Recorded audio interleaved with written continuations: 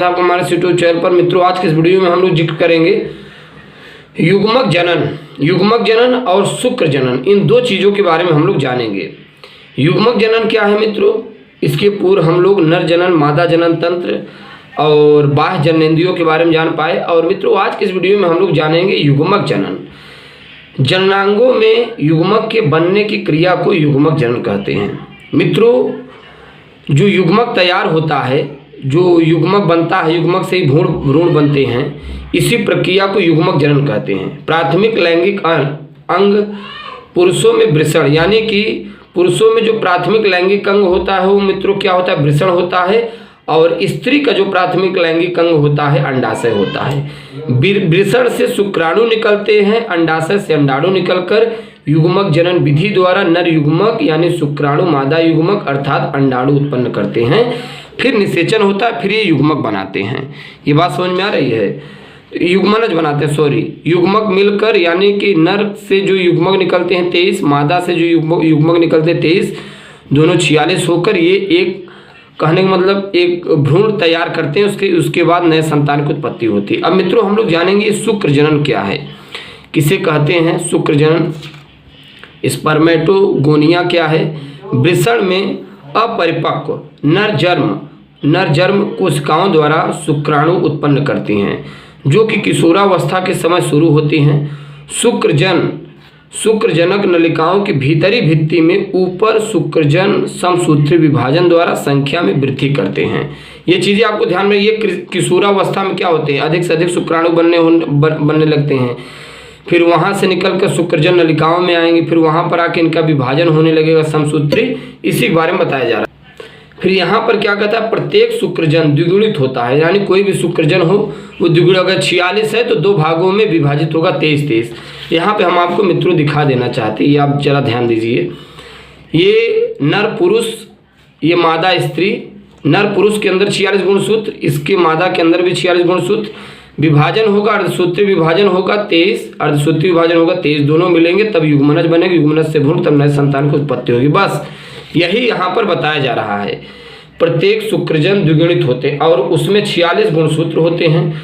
कुछ शुक्राणु जनों में समय समय पर अर्धसूत्री विभाजन होता है, जिनको प्राथमिक शुक्राणु कोशिकाएं कहते हैं। एक प्राथमिक शुक्राणु कोशिका प्रथम अर्धसूत्री विभाजन को पूरा करते हुए दो समान गुणित कोशिकाओं की रचना करता है, जिन्हें द्वितीयक शुक्राणु कोशिकाएं कहते हैं। इस प्रकार उत्पन्न प्रत्येक कोशिका में 23 गुणसूत्र होते हैं।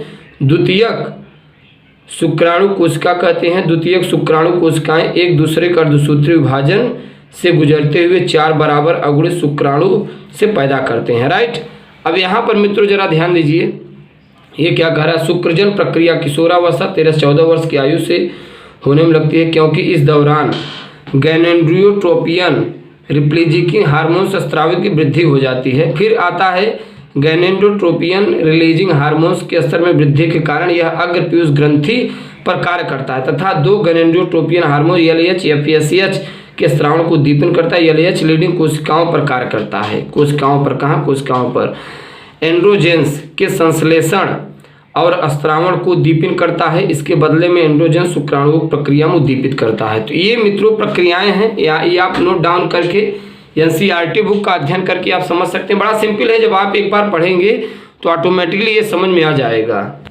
फिर देखिए यहाँ पर क्या कहता है, यहाँ पर कहता है FSH सर्टोली कोशिकाओं पर कार्य करता है और कुछ घटकों के स्रावण को उद्दीपित करता है, जो शुक्रजन की प्रक्रिया में सहायता करते हैं। राइट, फिर आता है शुक्र जनन यानी शुक्राणु। अब यहाँ पर देखिए शुक्राणु है क्या, ठीक, शुक्राणु ये देखिए शीर्ष यानी हेड। पहले हम लोग यहाँ पर जरा इसके बारे में समझ, ये मित्रों ये वीर का हेड है, ये पूरा भाग है, पुच्छ है, ये टेल है।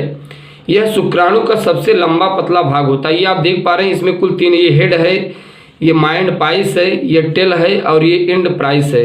ये आप जानती है वीर, ये शुक्राणु का ये आकार होता है कुछ ऐसे ही। इसके एक एक करके बारे में हम लोग जिक्र करेंगे। यहाँ पर देखिए आया यहाँ पर शीर्ष हेड, अभी हमने आपको दिखाया भी फिगर में। यह शुक्राणु का अग्र चौड़ा एवं चपटा भाग है। इसके ऊपरी भाग पर गाल्जी काय से बनी एक टोपी जैसी संरचना होती है, जिसे एक्रोसोम कहते हैं। एक्रोसोम निषेचन के समय शुक्राणु को मादा युग्मक में प्रवेश करने में सहायता करता है।